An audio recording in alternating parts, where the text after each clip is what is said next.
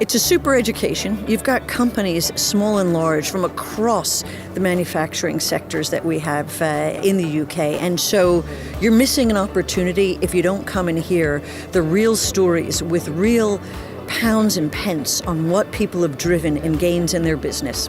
The headline sponsor here for the second year on the trot.